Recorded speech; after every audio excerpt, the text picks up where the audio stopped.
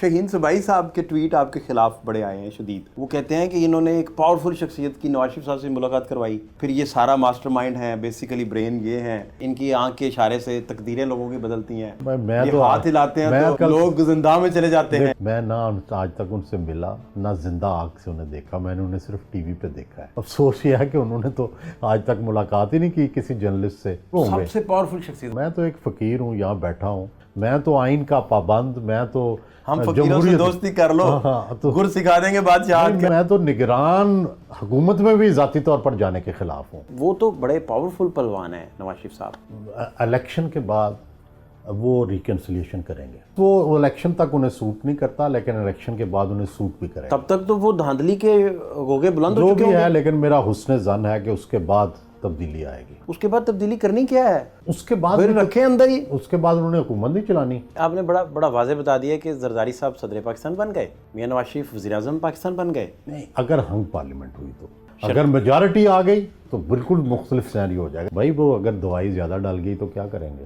کیا چوری صاحب دوائی وہ کیا ڈالنا بیچ میں؟ بس اتنا ہی کافی ہے. آپ نے آج بہت باریک بینی سے جا کے اپنا مقدمہ اسٹیبلش کیا ہے. ویسے تو اسٹیبلشڈ ہے ہر جگہ, لیکن اتنی باریکی سے جا کے بھی کم از کم نہ چھڑوا سکیں.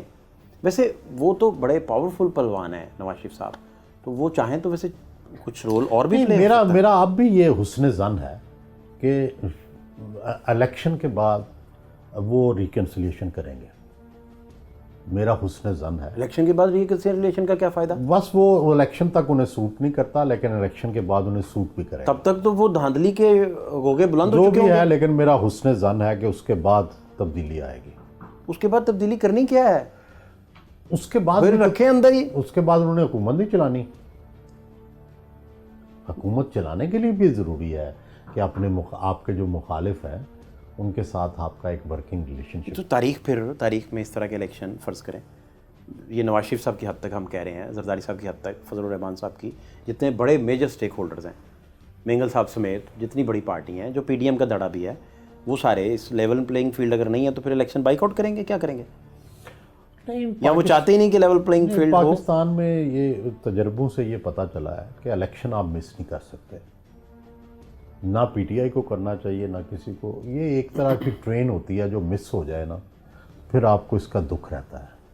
Election is such a big opportunity کہ اس کو مس نہیں کیا جا سکتا. 1985 کی بس جو ہے وہ پیپلز پارٹی نے مس کی, پھر نہیں پکڑ سکی. 2008 کی بس نے مس کی. ویسے انہوں نے بڑی اچھی بس پکڑی بعد میں.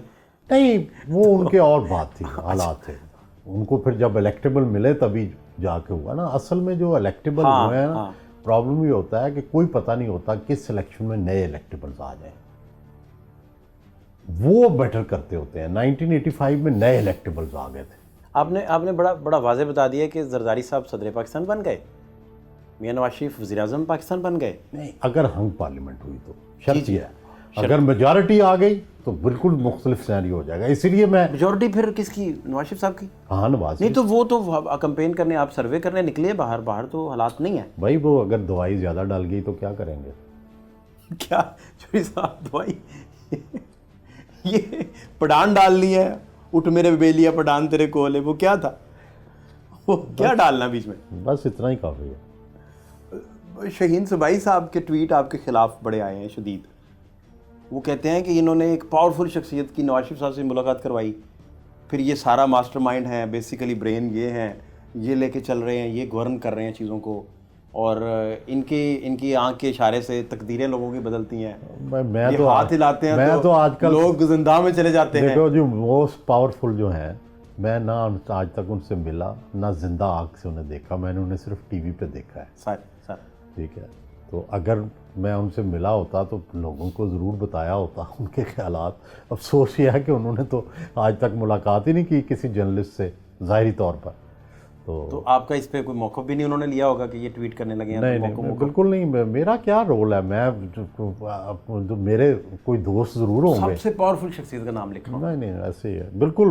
میں تو سب سے پاورفل. آپ نہیں جانتے کہ میں کتنا پاورفل ہوں. میں تو ایک فقیر ہوں, یہاں بیٹھا ہوں.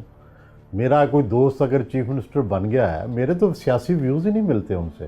میں تو آئین کا پابند، میں تو ہم فقیروں سے دوستی کر لو، گر سکھا دیں گے بادشاہ کے. میں تو آئین کا پابند ہوں، میں تو نگران حکومت میں بھی ذاتی طور پر جانے کے خلاف ہوں.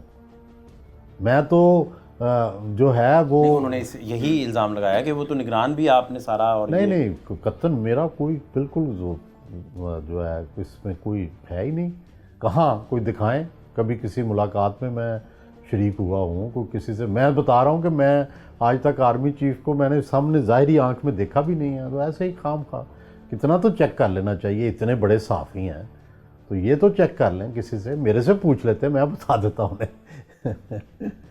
اچھا اب مجھے آخری 1 آدھ منٹ سر ہمارے پاس ہے، مجھے اب صرف اب یہ جاننا ہے کہ الیکشن آپ نے دوبارہ بات کر دی شروع.